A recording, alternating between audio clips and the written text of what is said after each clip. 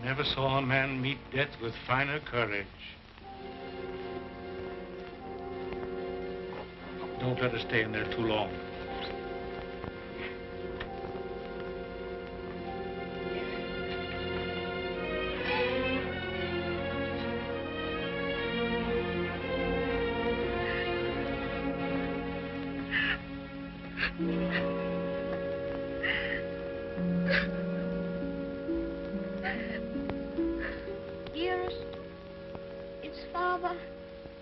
Is Father well now?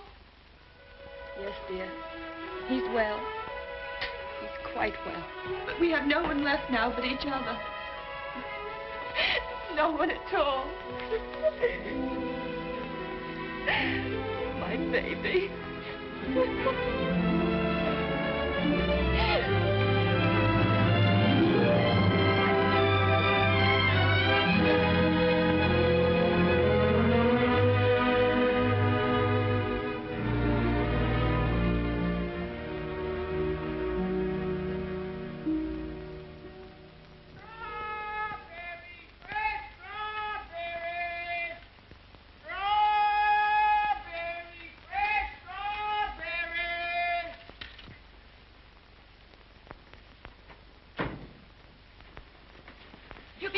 Mary, won't he? Ach, the darling. To think of him getting the like of that for his birthday. Sure, he'll be the happiest boy in all Brooklyn till he falls off of it. Yeah.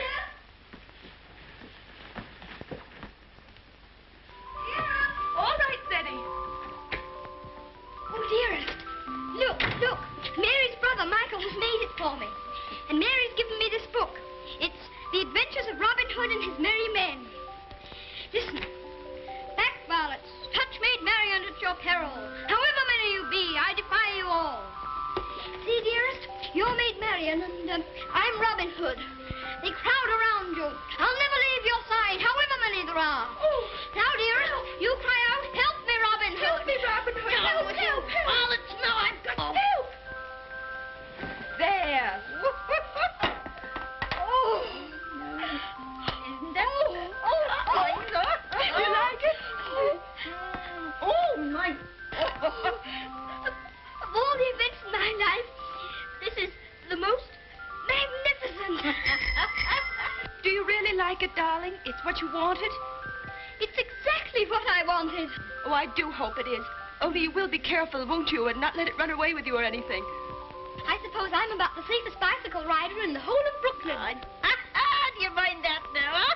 No? Can I ride it now, dearest? Can I go now? Oh. I can't wait 1 minute. Mr. Hobbs has to see it, and Dick. Can I go now, dearest? At once? Yes, dear, only do be careful. There we are. Quiet now. Betty, do be careful of the street cars because you get off the sidewalk. Wait a minute. Yes. Goodbye, dear. Goodbye. Oh, be careful, oh, be careful, oh, be careful. Good morning, Mrs. McGillicuddy. Good morning, Seddy. A very good morning. How are your bones today, Mrs. McGillicuddy? Oh, none too good after the rainstorm yesterday. Oh, they ate last night something cruel. Ties me up in knots, the rain does. Does it? How very peculiar. But it's a fine day to go bicycle riding. Oh, I suppose so. For them that has bicycles and can ride them. I suppose everybody who has a new bicycle will take it out and ride it today. Glory be to goodness, and whose bicycle might that be? It's mine. It's my birthday present from dearest. Oh, it's a daisy show. Fine enough for the president to ride. And it has all the latest improvements. Oh, sure, it sounds like the bells of St. Patrick. Sure, it's the luckiest boy in the world, John. Well, I'll have to be going. Oh, I nearly forgot. Please choose my apple now, Mrs. McGillicuddy. But would you mind keeping it for me until I get back? Sure.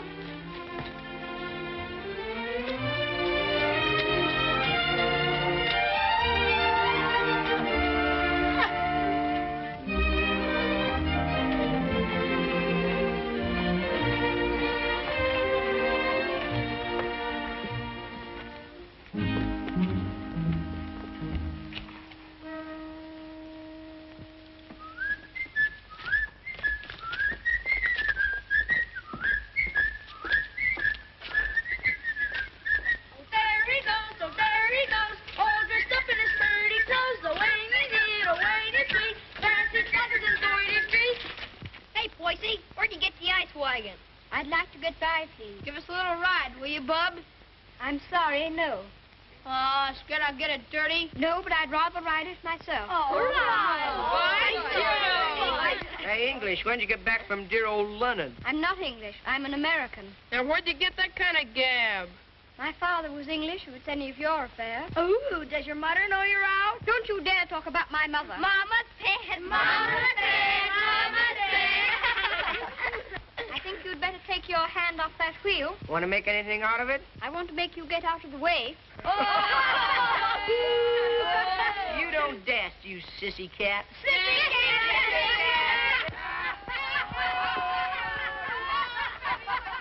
Wait a minute, Steady. Don't let him bluff you. I'll be right there.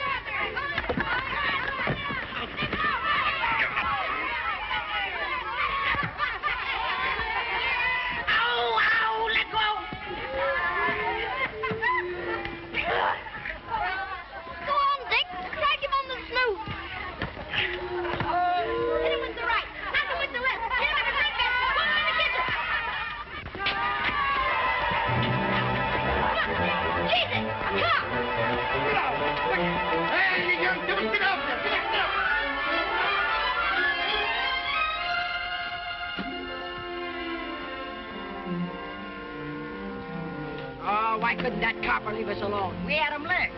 Thanks terribly for coming to my rescue, Dick. Next, that makes us even for me giving you the mumps. They didn't even scratch it. Gee willikers, where'd you swipe that? The Earth gave it to me. Isn't it magnificent? It's a lollapalooza. I want you to be the very first person to ride on it. Oh, thanks.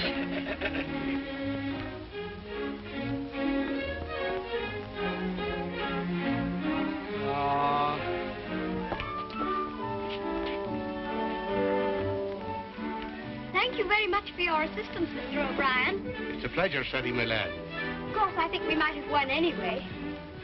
Sure, and don't I know it? But I had to keep you from committing murder. I tell you what, Dick. I'll just go once around the block, and then you can ride it down to Mr. Hobbs' store. Make it later, 'cause right away I gotta go see my brother Benno. He's going out west. Who is he? Where? Texas? No, Chicago. Oh, that would be splendid. Riding Mustangs and shooting bears. Here's my brother Ben now. Come on, Dick. I've got to leave. Well, come on down to Mr. Hobbs' store as quickly as you can.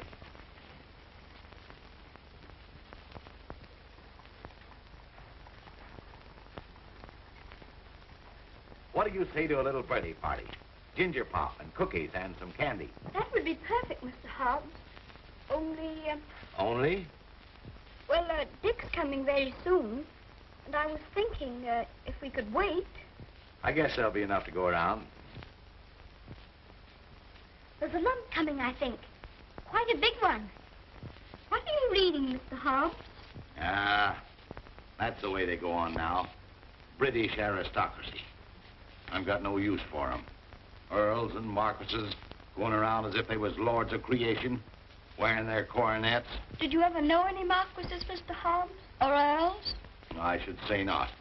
I'd just like to catch one of 'em inside here, that's all. I'll have no grasping tyrants sitting around on my cracker barrels. Perhaps they wouldn't be earls if they knew any better. Oh, wouldn't they, though? They just glory in it. It's in 'em. They're a bad lot. Here you are, Dick. Just in time for Teddy's birthday feast. Gee, Manetti, ginger pop and everything. Here's to your health, Teddy. Many happy birthdays. Thank you very much, Mr. Hobbs. Why, Mary. Come on home, darling. The mistress is wanting you. Oh, glory be. Would you look at your face? I'm very sorry, Mr. Hobbs, but I shan't be able to stay for the feast. Is there anything wrong with dearest? Not at all, sure there's nothing the matter with her. What's happened, Mary? Now, don't be asking me any questions. Queer, strange things happening to us. If you'll forgive me, Mrs. Errol, you must not disregard the great position to which your son has fallen heir through the death of his uncle, your late husband's brother. But what it amounts to, Mr. Havisham, is that you want to take my boy away from me. Mrs. Errol, you must remember that I'm acting quite impersonally and simply as the lawyer of the Earl of Dorincourt. The Earl of Dorincourt disowned his son and has refused to recognize his grandson until now. Why should I give up my boy? Oh, I'm afraid I've been very stupid, Mrs. Errol. I should have told you. My instructions are that you shall accompany Lord Fauntleroy to England. Oh. However, I must remind you that Lord Dorincourt is not very friendly toward you. He's an old man and has always had very strong prejudices against America and Americans, and was bitterly opposed to his son's marriage. He's fixed in his determination not to see you. You will live at the lodge, and a suitable income will be provided for you. The only stipulation is that you make no attempt to visit your son at the castle, nor even enter the park gates. There's your sister, Mary. Hello, Bridget. Why, what's the matter? Mrs. Michael, it's worse. There's no money and we can't pay the rent. I don't know what I'm going to do about the children. I'll let you not be bothering me now, Bridget.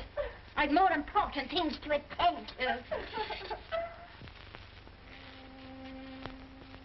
I wonder what your husband's wishes would have been in this matter. You knew my husband? Yes, I knew Captain Errol well and liked him, as everybody did. He was greatly attached to his old home. Yes, I know. He, above everyone, would have appreciated what this means to your son, the very great advantages he'll have. Yes, you're right. My husband would have wished it. Mr. Havisham, I must ask you to let me tell Freddie about this in my own way and in my own time. He must never know his grandfather dislikes me. If he did, it would make it harder for them to be friends. Very well. Your son will thank you for this when he's a man. I hope his grandfather would love Freddie. He has a very affectionate nature and has always been loved.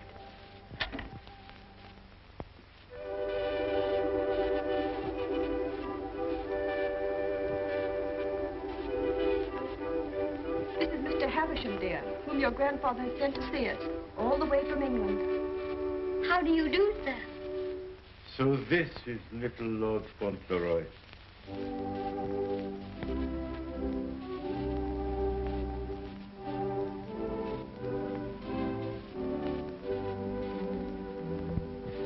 You see, dear, your grandfather has no more children now, and he's very lonely. So he wants us to go and live with him in England. Because he's an earl, and you are his heir, you will have a new name, Lord Fauntleroy. And someday you will be the Earl of Dorincourt. Oh, dearest, do I have to be an earl?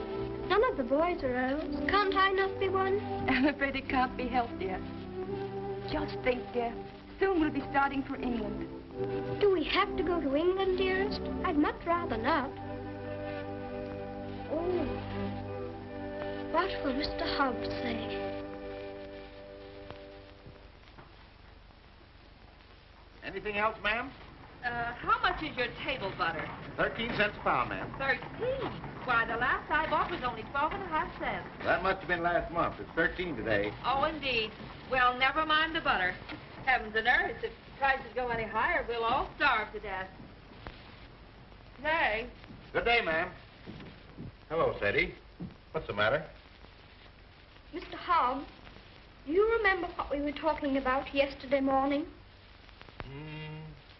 It seems to me we was talking about England. Yes, and earls, don't you remember? Oh, yes.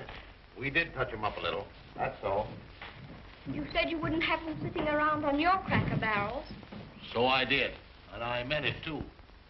Just let them try it, that's all. Mr. Hobbs, one is sitting on this barrel now.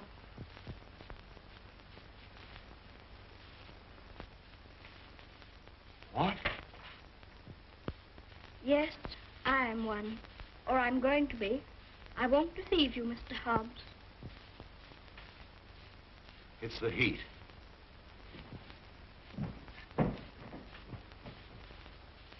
It is a hot day.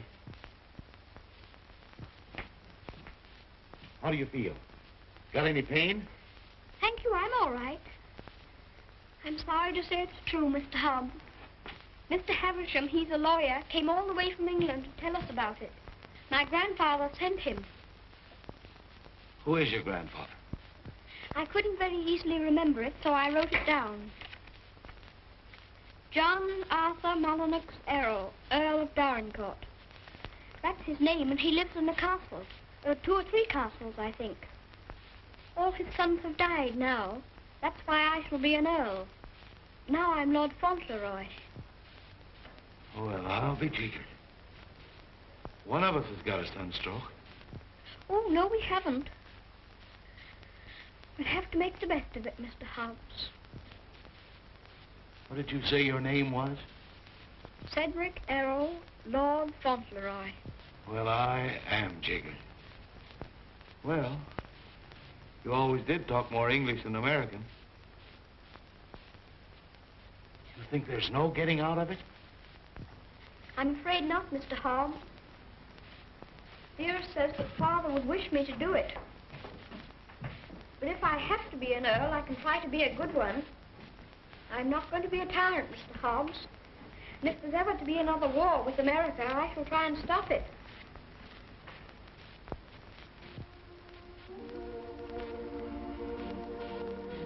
England's a long way off, isn't it?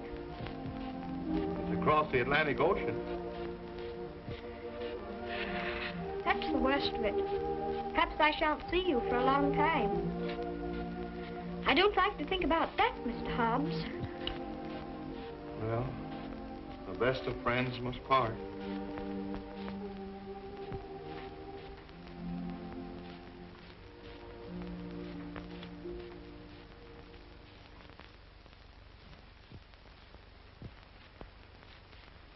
I'm afraid, Mr. Havisham, our American food must seem very strange to you. A little, ma'am. I find that muffins are biscuits and biscuits are cookies. But the cooking's excellent. And after all, it's the company that makes a meal exquisite, not the food. Thank you, Mr. Havisham. When you're an earl, you'll give splendid dinners in one of the most beautiful castles in England. Do you know, I'm not sure I know exactly what an earl is. And I think if anybody's going to be one, he ought to know, don't you? Would you mind explaining it to me? Well, someone is made an earl generally because he's done some service to his sovereign or some great deed. Oh, that's like the president. Oh, is it? Is that why your presidents are elected? Yes, sir. When a man is very good and knows a great deal, he's elected president. Then they have talks like processions, and bands, and everybody makes speeches. I used to think perhaps I might like to be president, and I never thought of being an earl. No, being an earl is rather different from being a president. An earl is generally of very ancient lineage.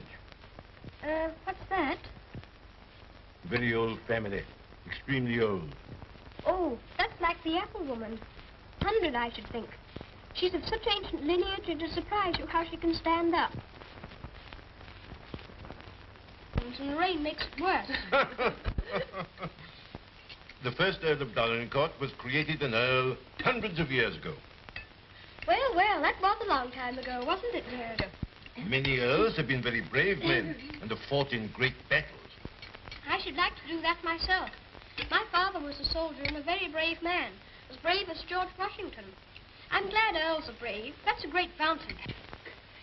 Would you excuse me a moment, please? There's someone I must see. Oh, certainly, of course. There's another advantage of being an earl. Some of them have a great deal of money. That's a good thing to have. I wish I had a great deal of money. Do you? Why? Well, there's so many things a person can do with money. A little tent to put her stall in, and a stove. And I'd give her a shawl, because then her bones wouldn't feel so badly. And what else would you do if you were rich? I'd buy Dearest all sorts of beautiful things. Dearest? I call Mother Dearest because Father did. And there's Dick. And who's Dick? Dick's a bootblack.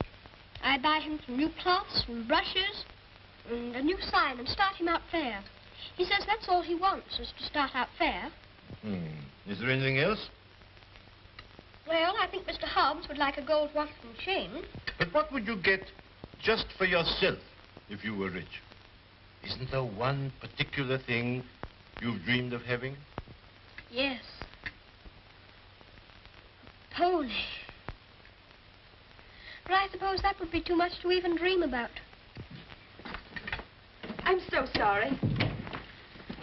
A poor woman who was in trouble came to see me. Oh, is it Bridget? Yes, dear. I wish we could do something for her. She has 6 children, and her husband is out of work. He has inflammatory rheumatism, and that's the kind of rheumatism that's dreadful. Before I left Dorincourt Castle, the Earl said that if you expressed any wishes, I was to gratify them and give you anything you desire. Now, here are £5. In your money, $25. If you have any desire to assist this poor woman, I'm sure your grandfather would wish it. Can I have it now? Can I give it to her this minute? May I be excused, please, dearest? Yes, Eddie. Bridget! Bridget! Wait a minute! Here's the money. My grandfather gave it to me. It's for you. That's a great deal of money, Mr. Havisham. We've never had very much. I'm just beginning to realize the great power Eddie will have. Such a child still. I'm a little afraid. I think from what I've seen of him, that you have nothing to fear. Oh, I hope not. He mustn't be spoiled by all these wonderful changes.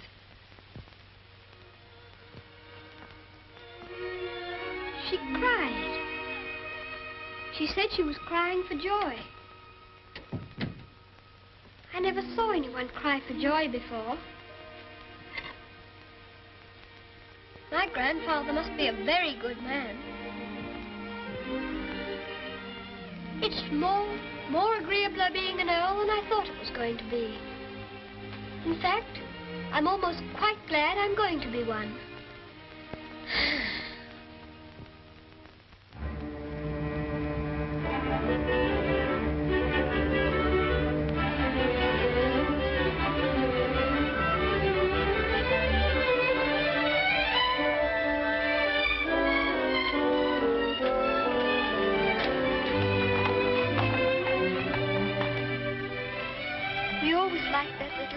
Didn't we, dearest? We always will like it. Yes, darling. Yes.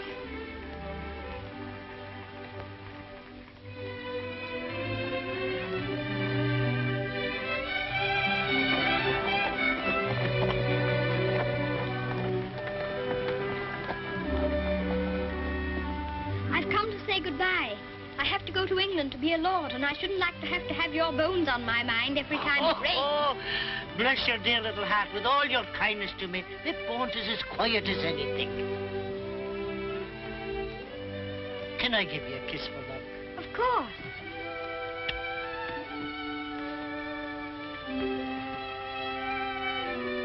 Here's an apple to eat on the boat. Thank you very much. Oh, no, darling. Why should you pay? As my late husband used to say, this one's on the house. Thank you again. Well, goodbye. Goodbye, darling.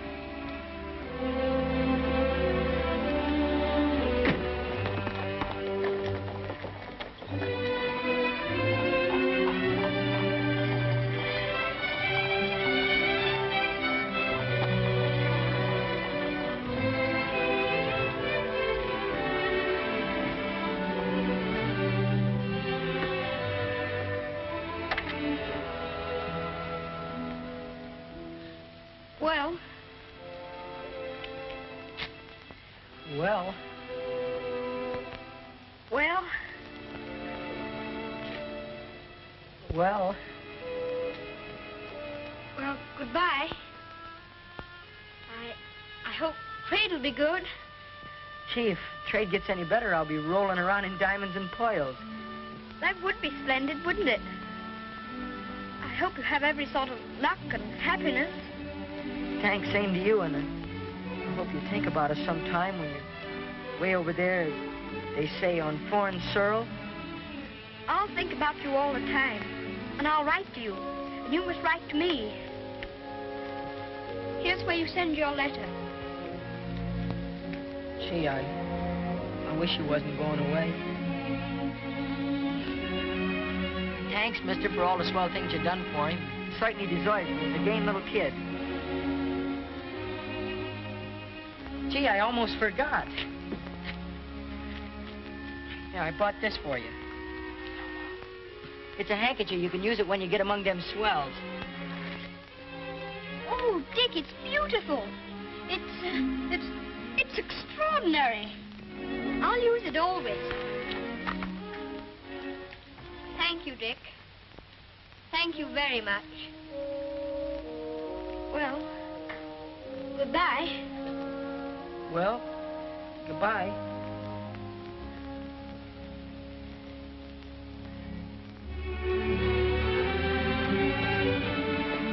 Would you mind very much not going in with me? I think this time I'd better be alone. Certainly, I quite understand.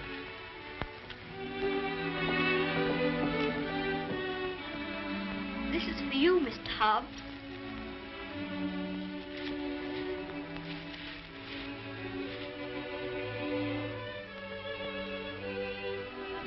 It'll look fine when you're smoking it.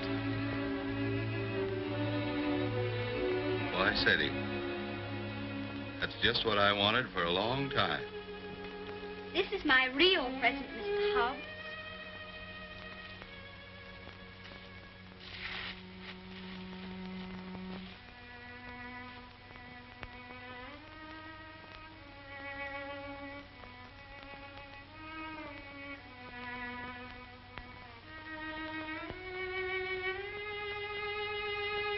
There's something written on it, inside the case. I told the man what to say.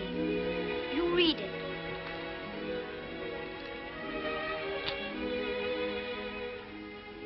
From his oldest friend, Lord Fauntleroy, to Mr. Hobbs. When this you see, remember me.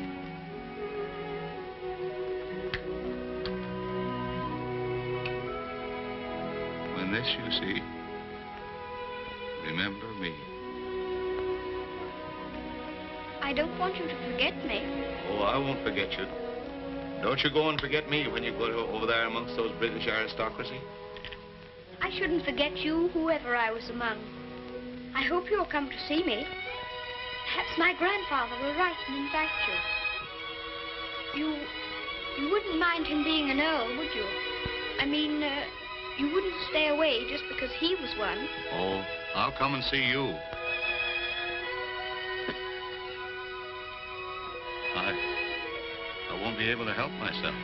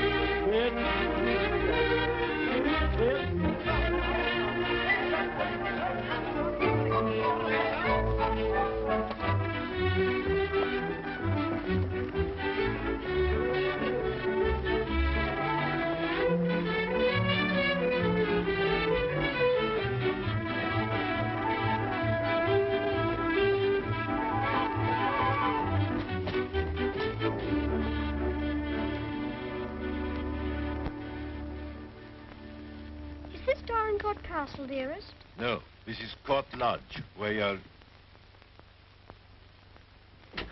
Here's Mary. We had a splendid time in London, Mary. I'm so glad you came before us, Mary. We don't feel so strange finding you here to welcome us. I'm sure it is a great happiness I wish you, ma'am, in your lovely new home. This is Mrs. Baines, the cook, ma'am, and that's Susan, the parlour maid. I'm sure we'll do everything, ma'am, to make you comfortable. Oh, I'm sure you will.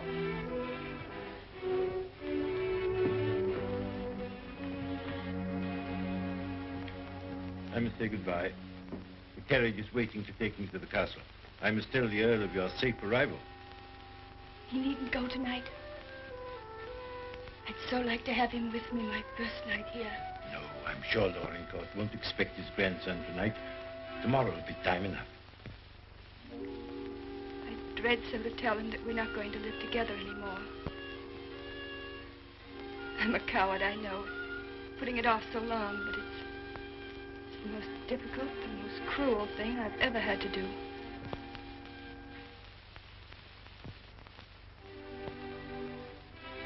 I wish you'd tell his lordship, please, that I'd rather not have the money. You mean the income he wishes to settle on? I have a little money of my own. It's quite enough to live simply on.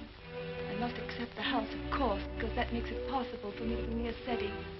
I'm grateful to him for that, but... He'll be very angry. He won't understand it at all. I think he will understand. He must understand that I can't accept money from a man who hates me so much that he's separating me from my boy. I'll deliver your message.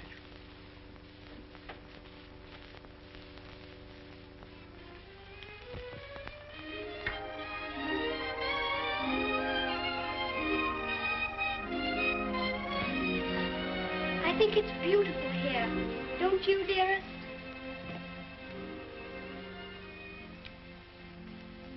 Seti, darling. There's something I must tell you. You're not going to understand it, I know. But I want you to believe me, as you always have, when I tell you it's for the best. Tomorrow, Mr. Havisham will take you to your grandfather, and you will live with him at the castle. But I shall not go with you. This pretty house will be my home, and Mary will be here to look after me. But, dearest, you don't mean... You can't mean that we're not going to be together, just as we've always been. Oh, no, I can't. I couldn't. I won't. I won't. Seti, you must be brave and sensible. If there are some things you can't understand now, you'll understand them later. It's best for you to live there. There are good reasons why it is. You mean you want me to go away from you? Of course not, darling. But now you're growing older, and we must trust, help one another without asking any questions. You know, Seti, your grandfather loves you, wants you to love him. He's so kind, he wants you to be happy, to make other people happy.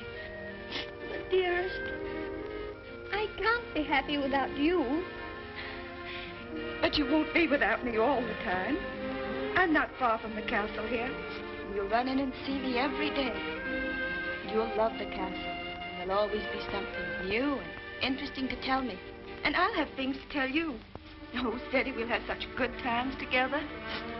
We'll be finding things out, both of us. We'll be explorers. Yes. Like Mr. Stanley and Mr. Livingston. That'll be exciting. And every night, when it grows dark, I'll put a candle in the window to guide you through the jungle, Mr. Stanley.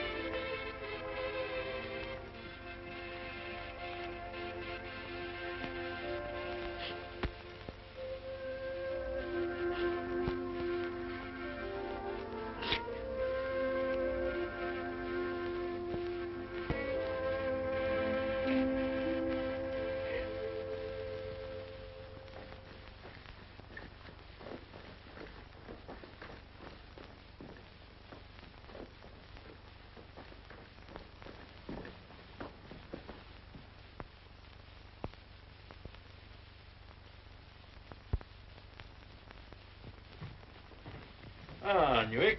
How's his lordship? Oh, he's in a rare mood this evening, he is. He told me to evict all the tenants if they weren't paid up. Oh, I dare say that'll be a job to your liking.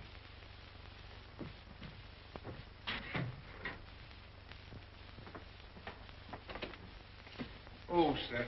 Ah, Purvis. Glad to see you again. I'm very glad to see you, sir. Oh, idiot! Do what you're told. Read what's ordered. Gout. Oh, yes, sir. These last few weeks have been the worst I've ever known, sir. I'm surrounded by a lot of incompetent nincompoofs. Shut the door, you blockhead! I can't stand him no longer, Mr. Purvis. He's too much for any man. Cursing and swearing and calling people out their names like he does. And it ain't just today, it's every day. Thomas, you brought him the 63 port. He prefers the 51. Oh, I'd know he didn't say. Fetch the other bottle. What business you got drinking port anyway in this condition? I can't feed and house every lady lout in the parish, and I won't. You and your poor. I've had enough of them. But, my lord. Mr. Mordaunt is with him, sir. I said all I had to say, and now I say good night. Good day, my lord. Good day. How'd you do, Mr. Havisham? Mr. Mordaunt. Mr. Havisham, my lord.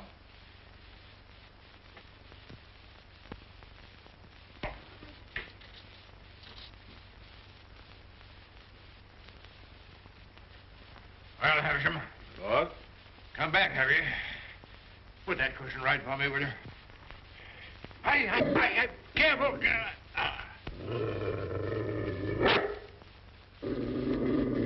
What's full of hot needles? Well, what have you got to tell me? Lord Fauntleroy and his mother are at Court Lodge. They bore the voyage excellently and in good health. Ah. What else? His lordship remains with his mother. I'll bring him to the castle tomorrow. Oh, go on. Tell me everything. What sort of a lad is he? Never mind about the mother. What sort of a lad is he, I say? It's rather difficult to judge the character of a child of 9. A fool, huh? Clumsy cub. I don't know much about children, but I thought him rather a fine lad. Healthy? Well grown, eh? Apparently healthy, quite well grown. Straight limbs, well enough to look at. Rather handsome, my lord, as boys go. Huh. Although I'm scarcely a judge. I dare say you'll find him a little different from most English children. Oh, no doubt of that. American children are the most impudent and worst brought up in the world. I've heard that often enough.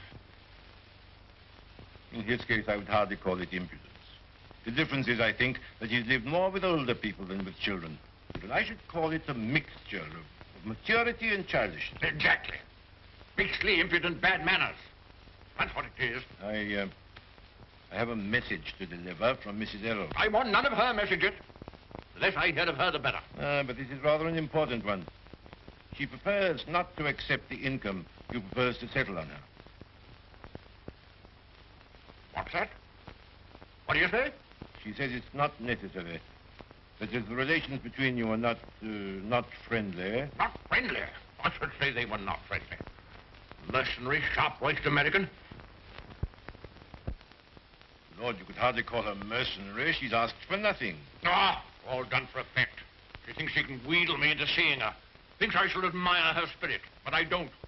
She shall have the money sent to her whether she likes it or not. She won't spend it. I don't care whether she spends it. She shall have it sent to her. She shan't tell people that she's got to live as a pauper because I'm doing nothing for her. Huh?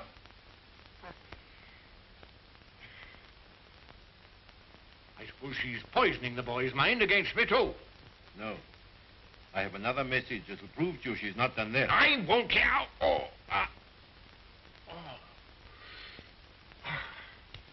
She asks you not to let Lord Fauntleroy hear anything that might lead him to understand that you're separating him from her because of your prejudice against her. She says he wouldn't comprehend it. That it might make him fear you in some measure, or at least cause him to feel less affection for you. She wants there to be no shadow on your first meeting. Come now, Havisham, come now.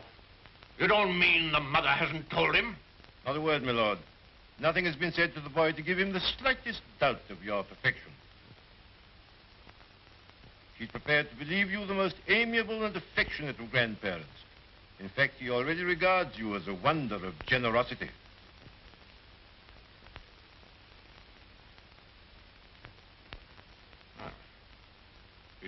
Huh? I would suggest, my lord, that Fauntleroy's impressions of you depend entirely upon yourself. I make a further suggestion, that you'll succeed better with him if you take care not to speak slightingly to him of his mother. The boy's only 9. Nevertheless, those 9 years have been spent at his mother's side. She has all his affection.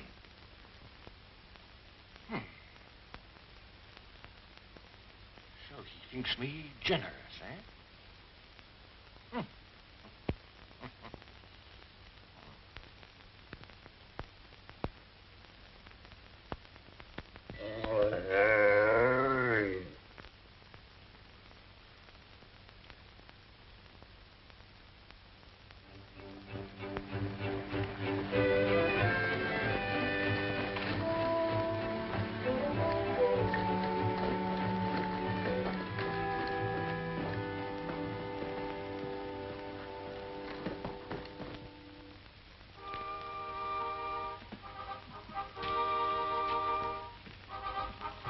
Service, this is Lord Fauntleroy. My lord. How do you do? Thank you, my lord.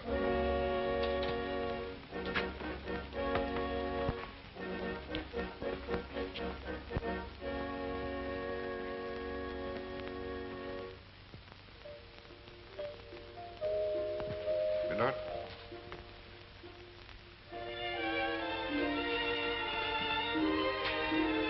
This is Lord Fauntleroy, Mrs. Mellon. Lord Fauntleroy, this is Mrs. Mellon, the housekeeper. How do you do, ma'am? I shouldn't know his lordship anywhere, sir. He has the captain's face and way. Oh, was it you who sent the cat? I'm ever so much obliged to you, ma'am. How do you do? He's a great day, this, sir. Where's his lordship? In the library, sir. Lord Fauntleroy is to be sent to him alone.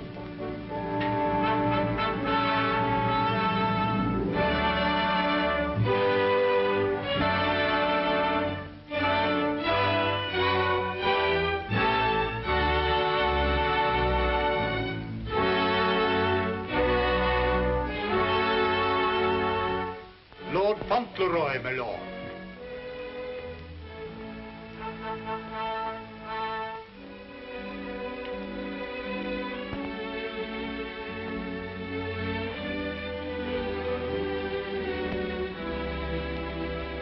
Dougal, come back, sir.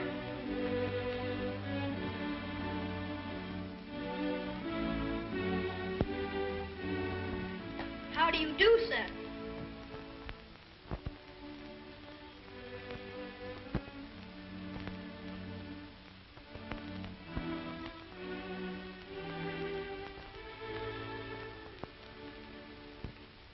Are you the Earl? I'm your grandson that Mr. Havisham brought. I'm Lord Fauntleroy.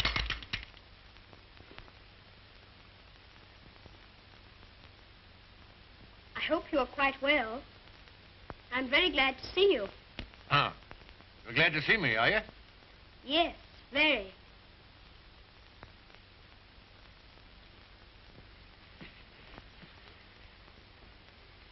I kept wondering what you would look like if you'd be anything like my father. Oh, and am I? Well, I don't think you are, very. You're disappointed, I suppose. Oh, no. Of course you would enjoy the way your grandfather looked, even as kind to him as you've been. Oh, so I've been kind to you, have I? Yes. I'm ever so much obliged to you about Bridget and the apple woman and Dick. Bridget, Dick, apple woman? They were particular friends of mine. You know, they were the ones you gave me all that money for. The money you told Mr. Havisham to give me if I wanted it. Oh, the money you were to spend as you liked, eh? So you spent it all on these people, did you? Bridget, Dick, and the apple woman. Yes, and I gave Mr. Hobbs a gold watch and chain and a pipe. I put some poetry in the watch.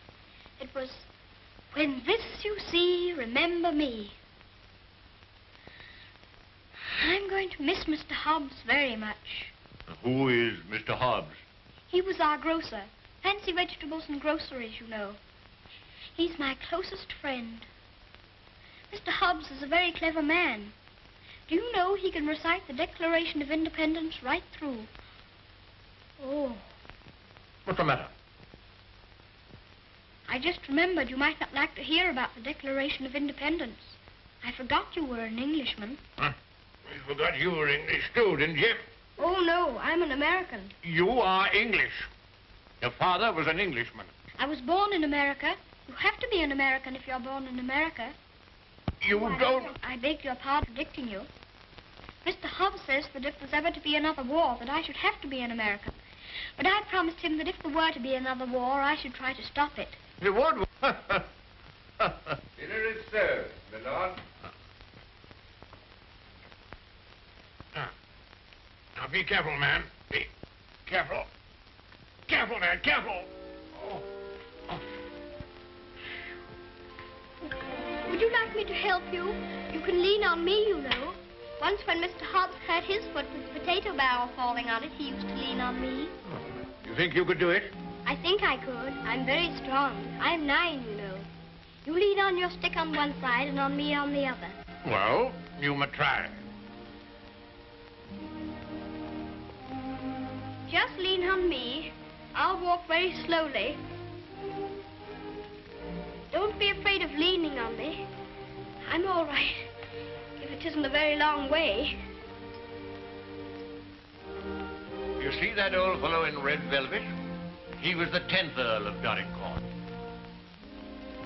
King George I decorated him for services during the war with Spain and Austria. He was tremendously strong. Bend a bar of iron between his hands. You get your strength from him. How very interesting. Did you ever try putting your foot in hot water and mustard? Mr. Hobbs used to. Arnica is a very good thing, too, they tell me. Ah, thank you. I'll try it.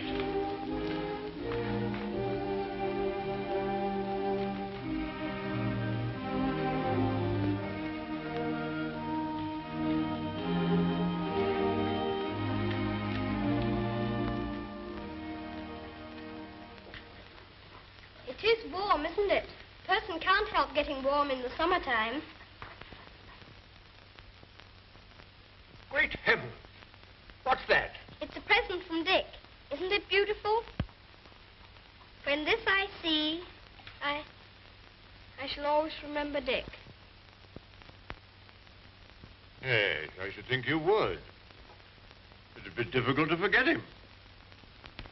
Dick's a professional bootblack.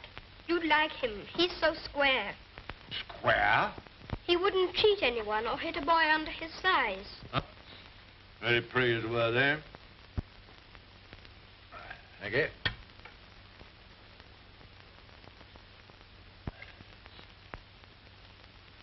What's the matter? Don't you like your soup? Oh, yes. I was just wondering. Wondering? Wondering what? You don't wear your coronet all the time, then? No.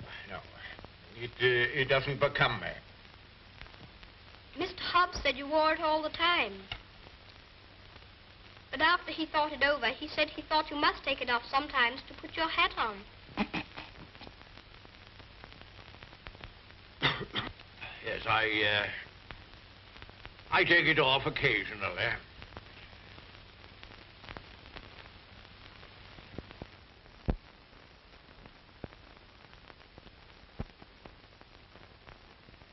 You must be very proud of your house. I never saw anything so beautiful. But it's a very big house for just 2 people to live in, isn't it? Oh? You think it's too large? Well, I was only thinking that if 2 people lived in it who were not very good companions, they might get a little lonely sometimes. Hanky, do you think I shall make a good companion? Yes, I think you will. I think you should be almost as interesting as Mr. Hobbs. Huh. Mr. Hobbs and I were very great friends. He was the best friend I had, except...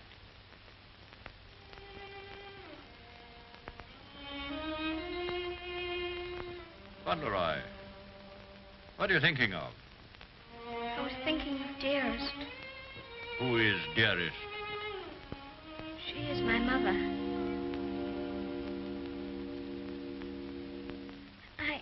I think I'd better get up and walk up and down.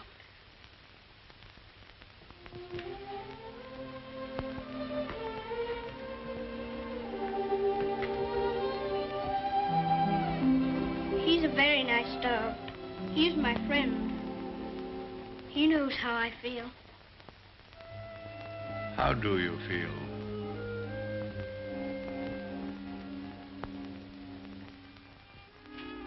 Come here.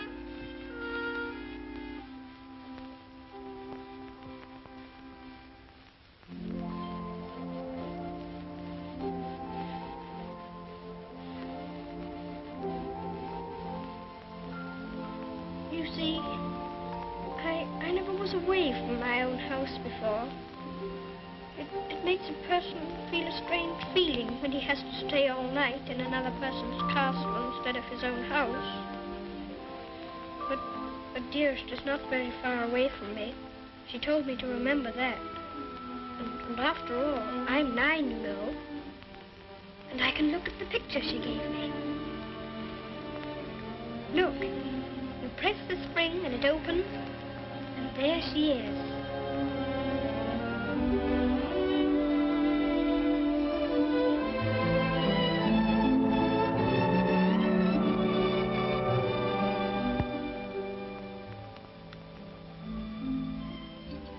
I suppose you think you're very fond of her. Yes, I do think so, and it's true. Mr. Hobbs and the others were my friends. But Dearest is my close friend. My father left her to me to take care of. When I'm a man, I'm going to work and earn money for her. Oh. What do you think of doing? Well, I did think of going into business with Mr. Hobbs. But I should like to be president. We'll send you to the House of Lords instead. Well, if I couldn't be president, and if that's a good business, I shouldn't mind. The grocery business is dull sometimes. Yes, so's the House of Lords. But it's the business that every Earl of Dorincourt goes into. I shall have to talk to Dearest about it.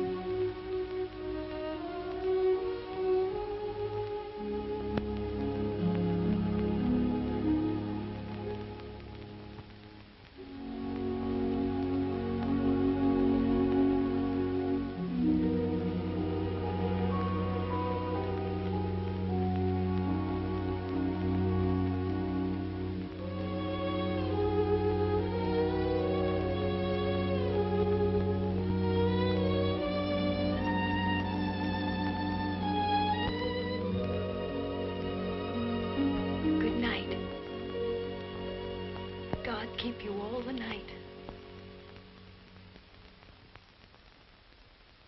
Morning, Thomas. Good morning, sir. His lordship? In the library, sir. And such goings on I never heard in all my life. Do you think it'd be all right for me to see him? Oh, yes, sir. He's expecting you.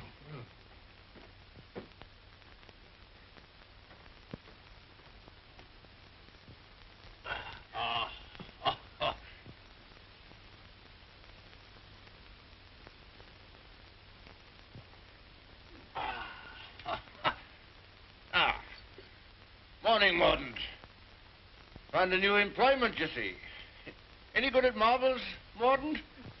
My muscles are a little stiff, my lord, but I'll see what I can do. Oh, pity about that. I'd forgotten about your age.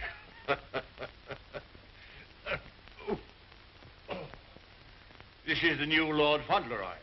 Fauntleroy, this is Mr. Mordaunt, rector of the parish. I'm very glad to make your acquaintance, sir.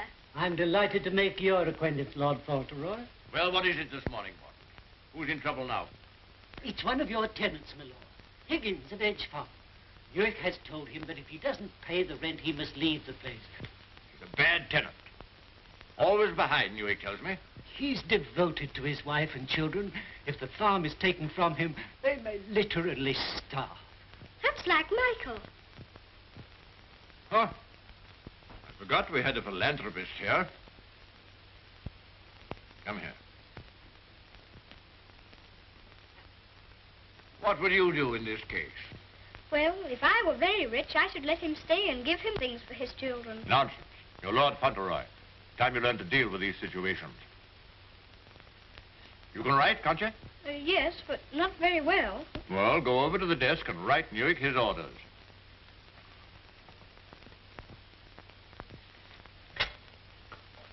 Now, what must I say? You must say... Higgins is not to be interfered with for the present.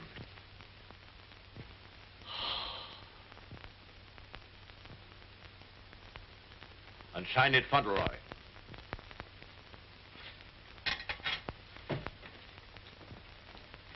Do you think it will do?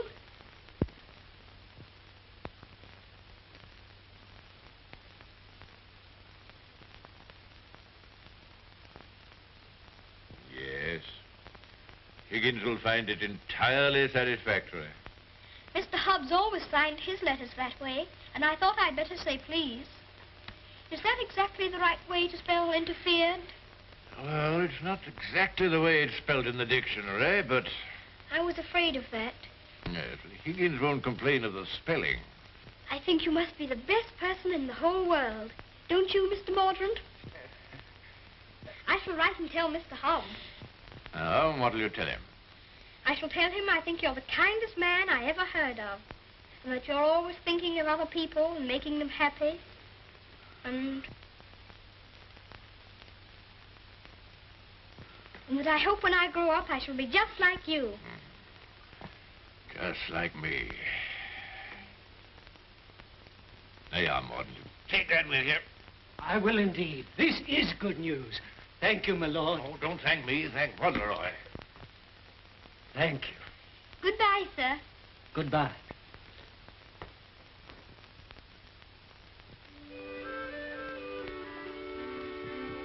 May I go to see dearest now? I think she'll be waiting for me. There's something for you to see in the stables first. Ring the bell. In the stables?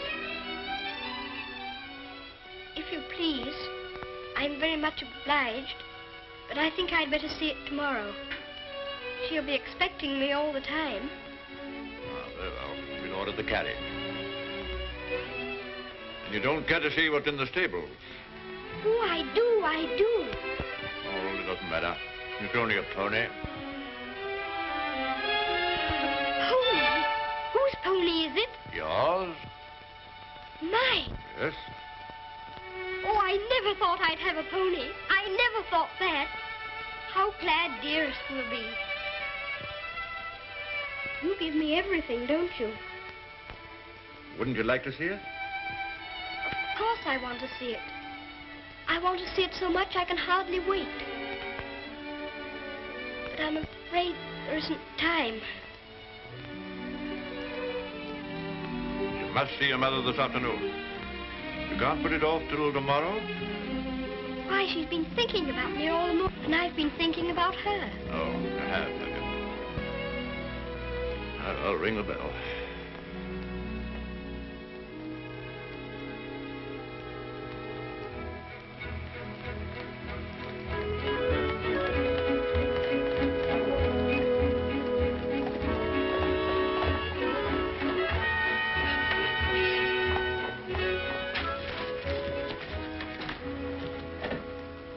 Let me give you your stick. Just lean on me when you get out. I'm not going to get out.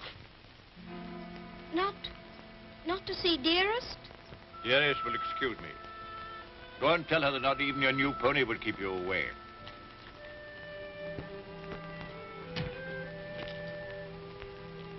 She'll be disappointed.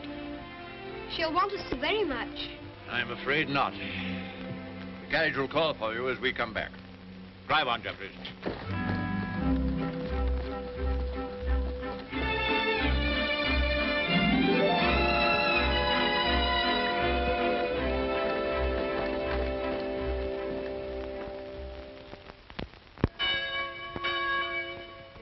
Shame, uttered from his own mother.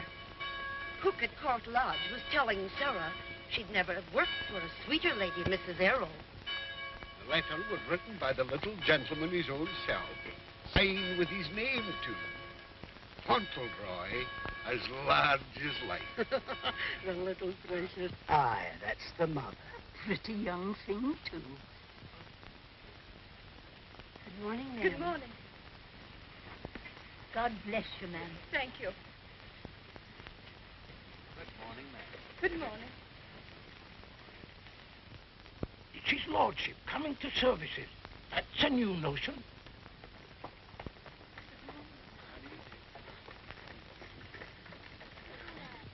They say even his gout's improving. Look at the young lord. He's Captain Frederick all over again. He's the captain's salt of a life. How glad the people are to see you. Take off your hat while they're bowing to you. To me? How do you do? God bless your lordship. Long life to you. Thank you.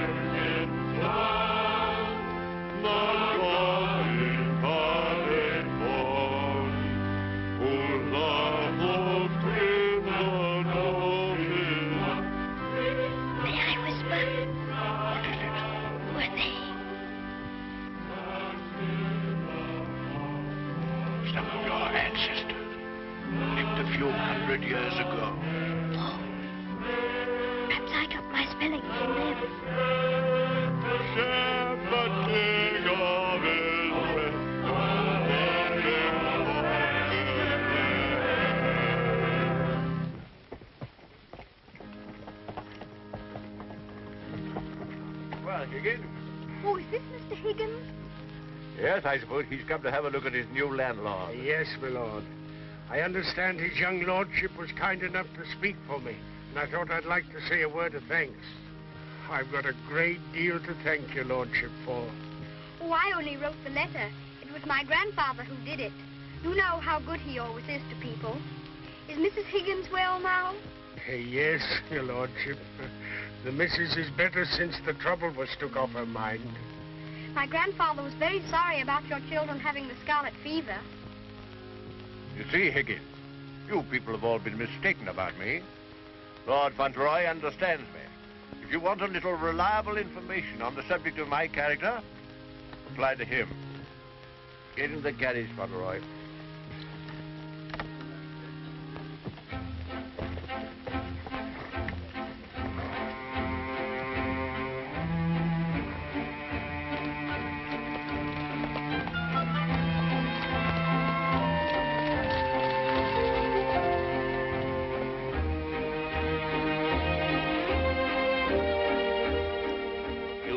Mother very much? Yes, sir. I miss her all the time. You don't miss her, do you? I don't know her. I know, and that's what makes me wonder. She told me not to ask any questions, and I won't, but... See her almost every day, don't you? Isn't that enough? We used to see each other all the time. We could tell each other things without waiting. Don't you ever forget about her? No, sir, never. I shouldn't forget about you, you know. If I didn't live with you, I should think about you all the more.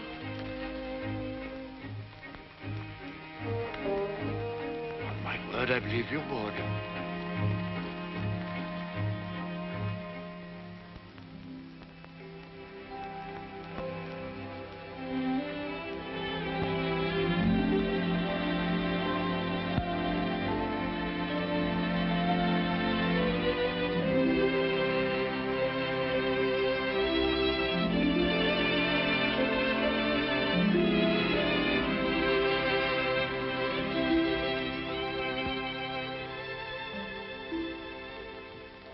is such a good earl, he reminds me of you.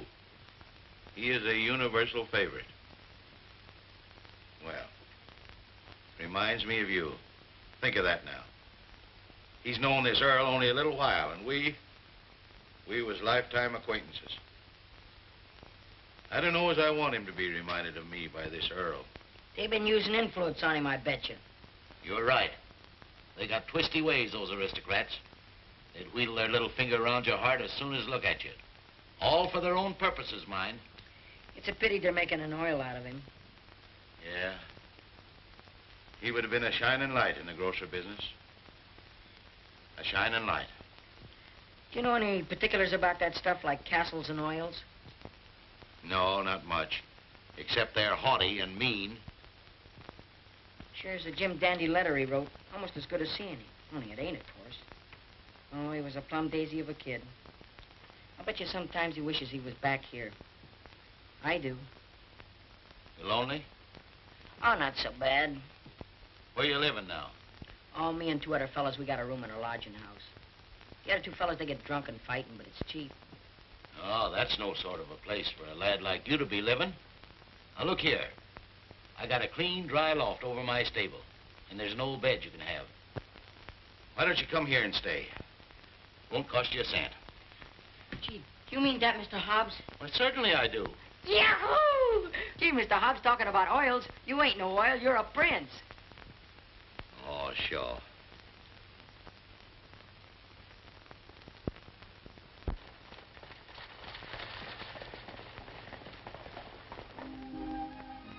I wonder whether he will have an American accent. My dear, won't it be interesting if he has the Dolincourt eyebrows? When do we see the mother? Shh. I believe she's supposed to be kept in the background.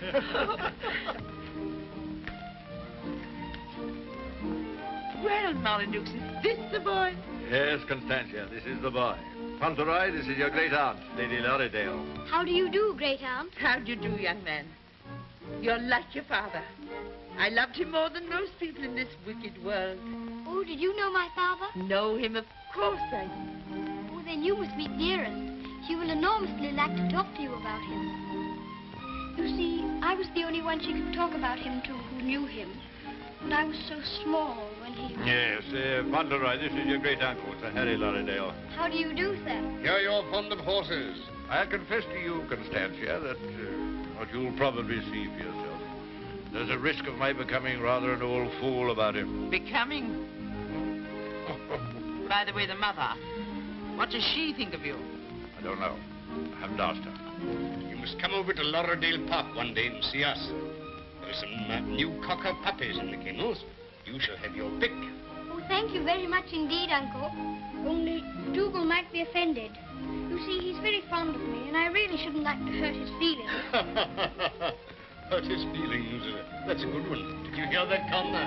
Hurt his feelings. This is Miss Herbert, Fauntleroy. I want you to be great friends with her. How do you do? Have you met Dougal? He shakes hands beautifully. Shake hands with Miss Herbert, Dougal. He's a great friend of mine. I like making friends, don't you? Yes, I do. May I be your friend? And Dougal. Oh, yes, if you please. Okay, Lumbago, Fortescue. Better, I hope. Thanks. Much better. I've known Dorincourt as well as anyone could know him for 35 years. And that's the first time he's ever bothered to inquire about my health. Most extraordinary. Havisham, you're late. What's kept you? Beg your pardon, my lord. I was detained by extraordinary news. News? What? What news? Not now, if you don't mind. Later, my lord, later.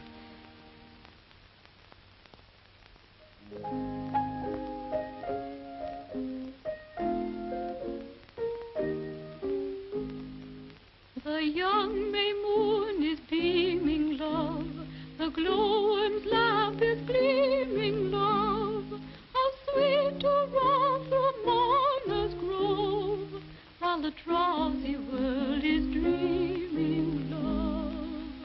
Then awake till rise of sun, my dear. The sage's glass will shun, my dear. Or in watching the flight of bodies of night, he might happen to take thee for one, my dear. Charming, charming. What a sweet song. Delightful, my dear. Thank you, my dear. Thank you. Do you like music? Yes, I like it when you sing it. Dear my Lord Fauntleroy, why do you look at me so? I was thinking how beautiful you are. Oh, Fauntleroy, make the most of your time. When you're older, you'll not have the courage to say that. Nobody could help saying it. Don't you think she's pretty, too? Well, we're not allowed to say what we think. Lord Fauntleroy shall say what he thinks. I'm sure he thinks what he says. I think you're prettier than anyone I ever saw, except Dearest. I think she is the prettiest person in the world. I'm sure she is. And I must tell her how kind you've been to me.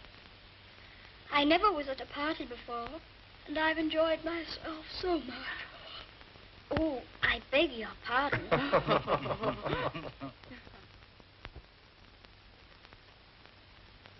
Good night, little Lord Fauntleroy.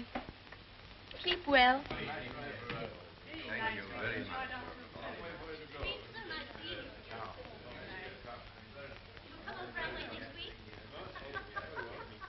Good night. So glad you came.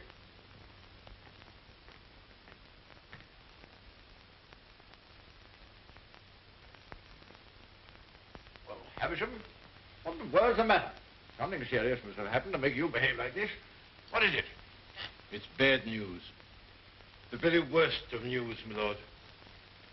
I'm sorry I have to be the bearer of it. Why do you look at the boy so? You hang over him like a bird of ill omen. Has it anything to do with Fauntleroy?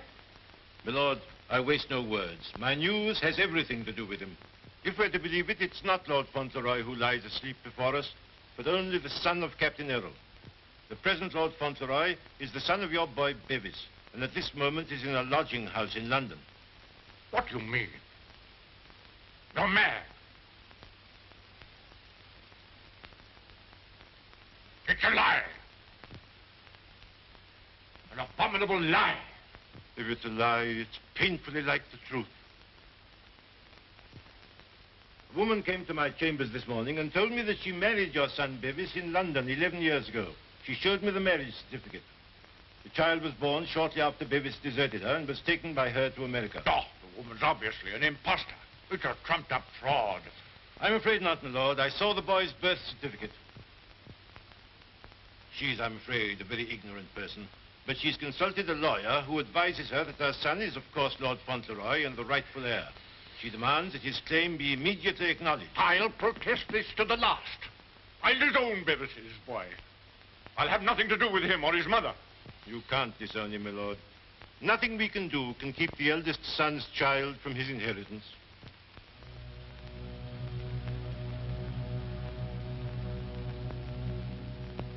The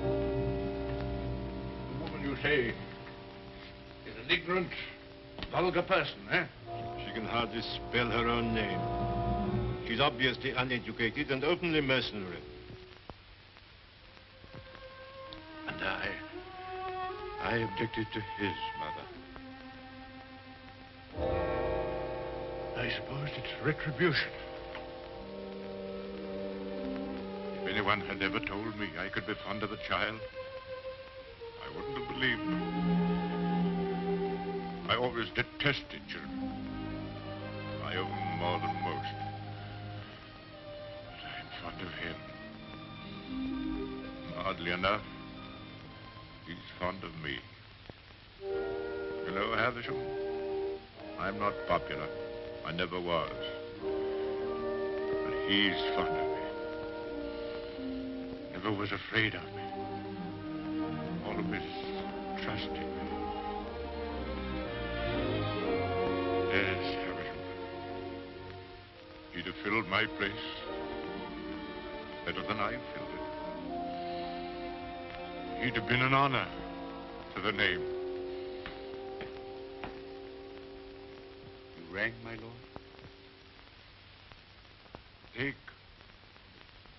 Take Lord Fauntleroy to his room.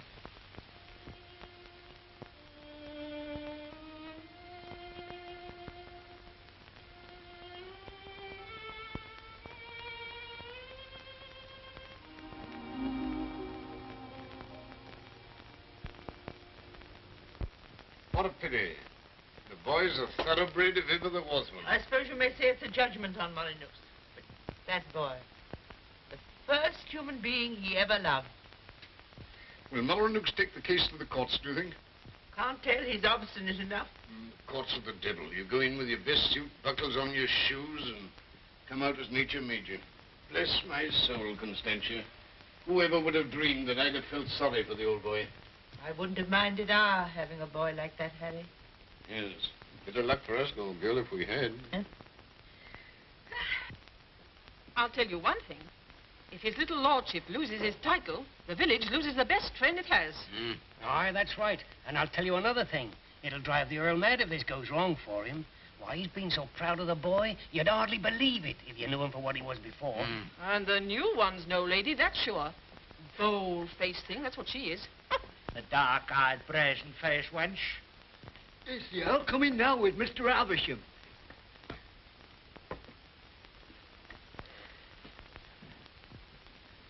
You've someone here calling herself Lady Fauntleroy. I want to see her. Aye, come the ways, my lord. This way, my lord.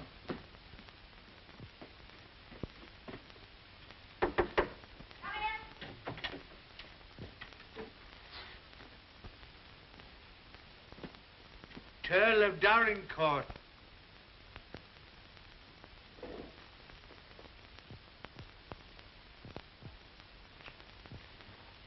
Pleased to meet you, I'm sure, my lord.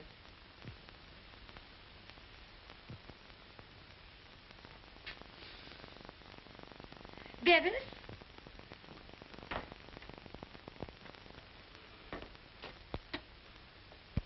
Go shake hands with your grandpa.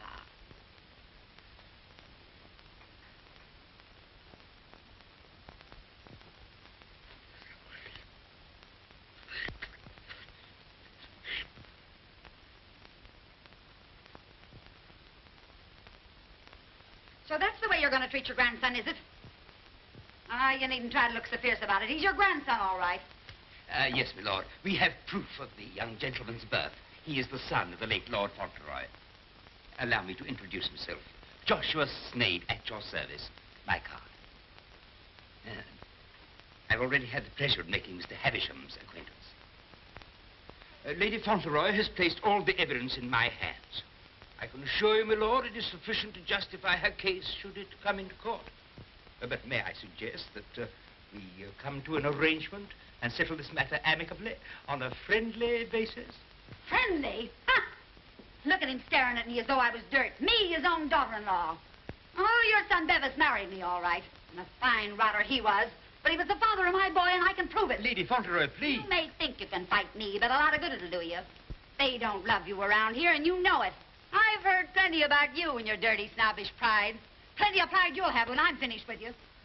Unless you want to climb down off your high horse and get reasonable with your own flesh and blood. Lady Fauntleroy... You shut up. I'll stop at nothing, do you hear? I'll drag this case through every court in the land. I'll let the whole world know what you are. You and your precious son, Bevis, deserting me and his own child, a babe in arms. How I've suffered, heaven only knows. And you standing there looking at me and my boy as if we were scum. You ought to be ashamed of yourself. You say you married my eldest son. If that's proved to be true, the law's on your side. In that case, your son will be Lord Fauntleroy, and you will be provided for. But I warn you, the matter will be sifted to the very bottom. I'll only add that I want to see nothing of you or your boy as long as I live. After my death, you can, unfortunately, do as you please. Yes, you're exactly the kind of person that I should have expected my son, Bevis, to choose.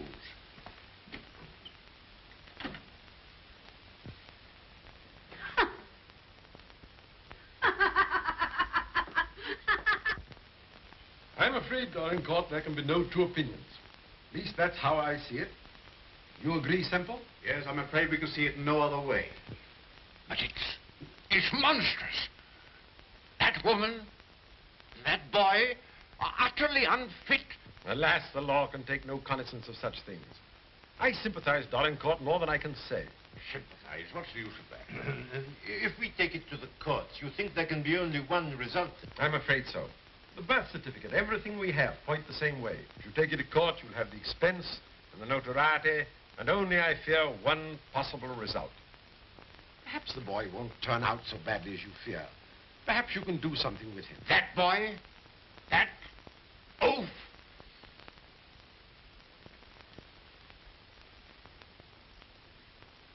With the other one. Yes. I have no other course but to accept your judgment. Come, Havisham. Thank you, Lord. And you, Mr. Semple.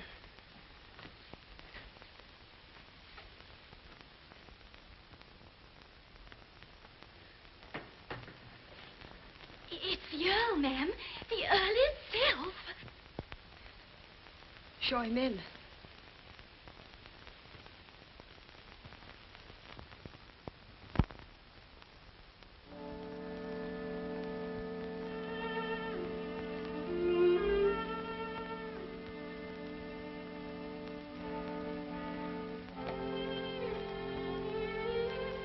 Mrs. Errol, I believe? Yes, I'm Mrs. Errol. I'm Lord Dorincourt. The boy is very like you. People have often said so. I'm glad to think he's like his father, too. Yes, he is. Like my son. Won't you sit down? Thank you.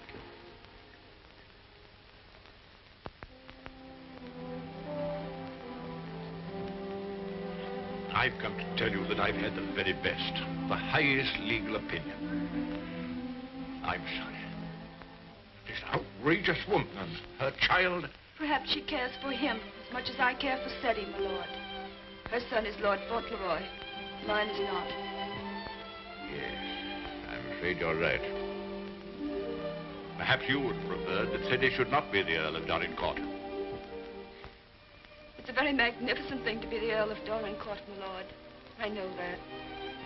But all I care about is that Seddy should be what his father was. Brave, just, and kind, always. A striking contrast to what his grandfather is, eh? I haven't had the pleasure of knowing his grandfather. I know my little boy believes you. I know that Seddy loves you. Would he have loved me if you told him why I didn't receive you at the castle? No. Honestly, I think not. That's why I didn't wish him to know. Well, there are very few women who wouldn't have told him. Yes. Seddy is fond of me. And I'm fond of him. I can't say that I was ever fond of anyone before. But he pleased me from the first. I'm an old man. I was tired of my life. But he's given me something to live for. More than that. More than that. I'm proud of him. I was satisfied to think that one day he'd be taking my place as head of the family. I'm miserable. Miserable.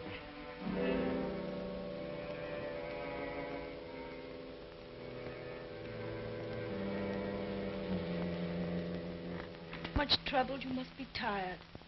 And you need all your strength. Thank you.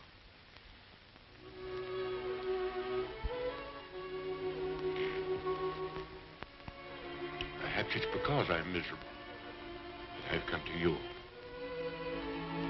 I used to hate you. I've been jealous of you. This wretched, disgraceful business has changed all that. After seeing this repulsive woman who... Well, I felt it would be a relief to come to you. I'm an obstinate old fool, I suppose. I know I've treated you badly. But I've come to you because the boy cares for you. And because I care for him.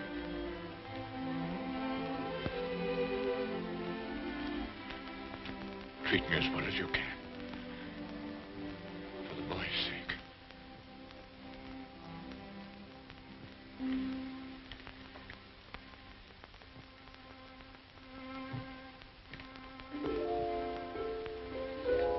Whatever happens, he shall be provided for.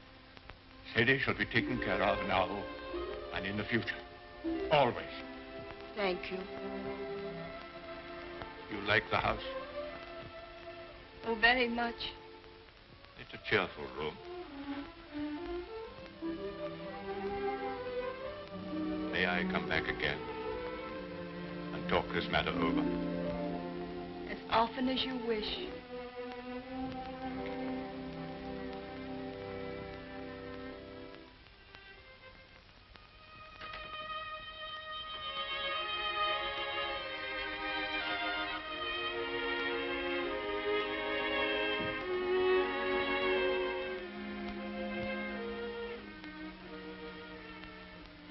Bad news, haven't you?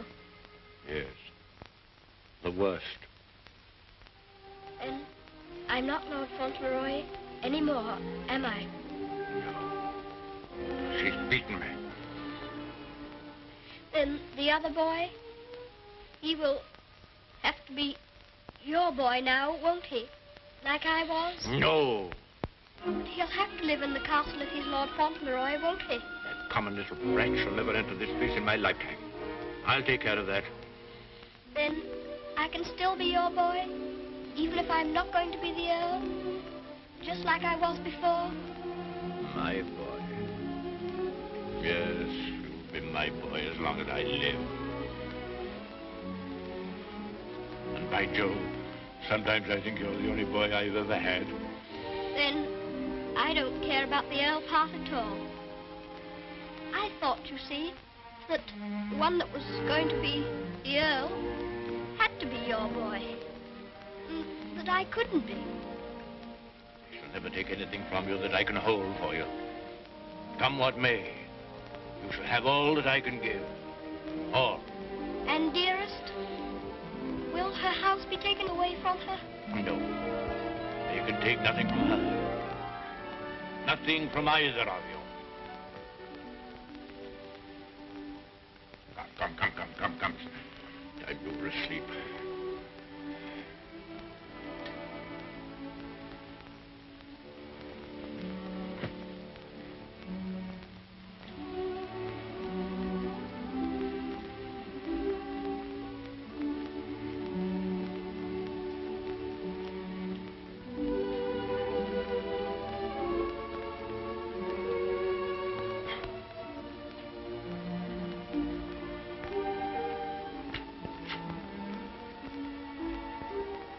Good night, Grandfather. Good night, my boy.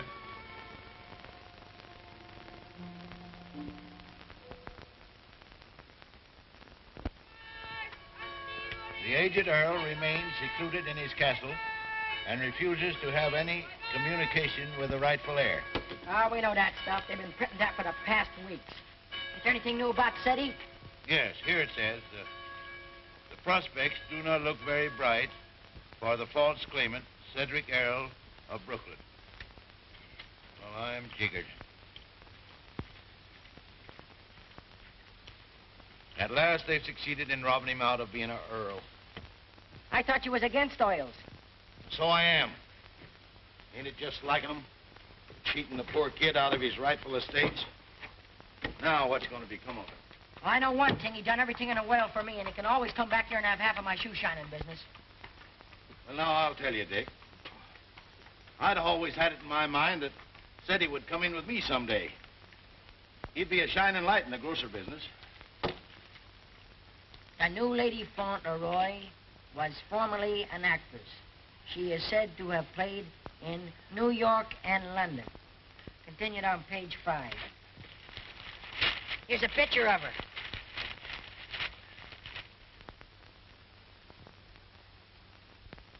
Holy mackerel. What's the matter?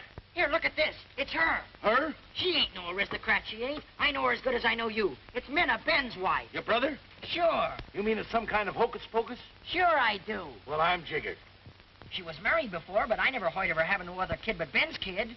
You mean the one Ben went out to Chicago to look for? Sure. Maybe she had another kid in England. Maybe she did and maybe she didn't. We'd ought to do something about this. You're dead right we ought to. But we got to get the proper advice. Gee, I wished I knew Alderman Murphy. I know Alderman Murphy. You do? Yeah, come along. Let's go right now. Them Earls, they've always had a spite against us Americans ever since the Revolution. What a place. What a hole. I'm sick to death of it. Cooped up here, week in and week out with nobody to talk to. You're complimentary. I wasn't meaning to be. And grateful. You're getting your money, aren't you? Business is business, you know. Business. I'm sick of business. I want some fun. Why don't you go up to London for a while? London? Not on your tintype. Nothing but please that old devil up at the castle better than to see me clear out. Well, I'll stay here in this rotten country pub. You've lived in worse places in your time, I've no doubt. That's none of your business. You keep a civil tongue in your head or I'll hand you your walking papers. I wouldn't. What do you mean? Just what I said. I wouldn't try anything like that, Minna. I'm Lady Fauntleroy to you. Men. Why, it's Lord Dorincourt. Why, this is a pleasure, a real pleasure, I'm sure. Won't you take a... Hello, Minna. Why, hello, Dick.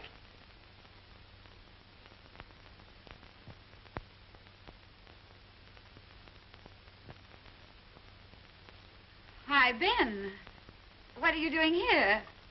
Where have you been all this time? You know her? Funny if he didn't, seeing as how he was my second husband. Where is the child? What child? You know what child, our boy Tom. Oh, Ben. But you know, you must have heard. Someone must have told you. Told me what? It was pneumonia. Only 3 days and he was gone. It broke my heart. I meant to write you, but I didn't know where you were. If that's true, who is this boy you've got with you? That's none of your business, Ben Tipton. Can I see him? No, you can't. Tell us, please, why Mr. Tipton should not see your boy.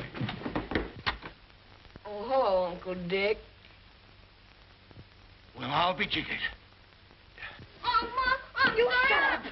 You're a dirty pair, you are. Coming all this way to spy on me, trying to do me hurt. I'll have the law on you for the way you're hounding me. You... Silence! Come here, Tom.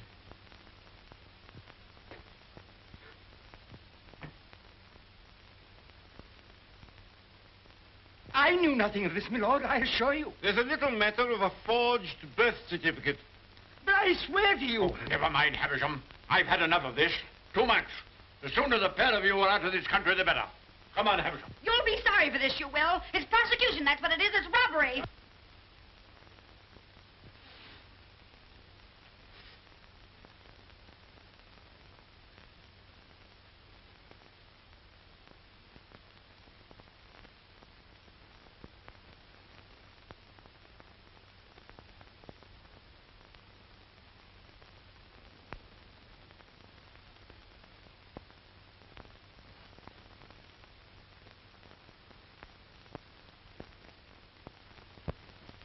This will be somewhat in the manner of a museum, my lord?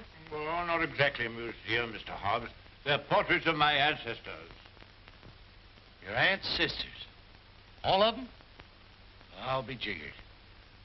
Your great uncle, he must have had a family. Did he raise them all? I mean that they were earlier distinguished members of the family.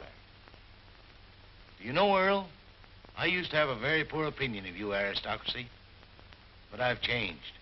I'll take you, for instance. You're a pretty good sort, even if you are an earl. I'm very gratified.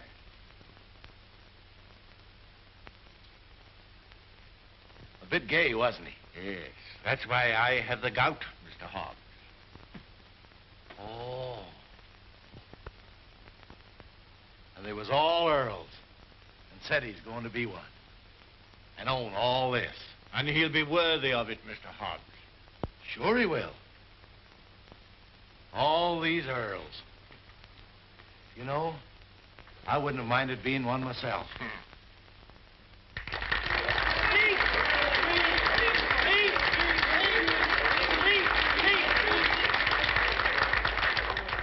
very much. It's such a lovely day. I always like having birthdays, but never one so much as this because you're all so kind to me. My grandfather wants everybody to be happy and comfortable, and I'll want it too when I'm grown up. I think that's all because I'm not very good at making speeches, but I must say that I'm very much obliged to you for liking my birthday. Ripping little nipper. Ain't he a daisy? I'll bet you boys elect him king someday. I didn't know the little fella could talk so good. Why, he makes a better speech than Alderman Murphy. By Jove. Well, I'll be jiggered. And I've another birthday present for you. Another one besides all the things this morning? Yes, the best of them all. Oh, dearest! Oh, dearest! Oh, dearest, I was wanting you here. I was wanting you here so terribly much. Were you, darling? Fauntleroy, your mother's come to live with us in the... To live with us? To live with us for always? Are you sure you really want me? We've always wanted you, but we weren't exactly aware of it. Well, Mr. Hobbs, it's so nice having you here with us. I dread to think of you ever going back to America. Not to live there. Not to live there. America's a good enough country for them that's young and stern, but there's faults in it. There's not an aunt's sister among them. Nor an earl.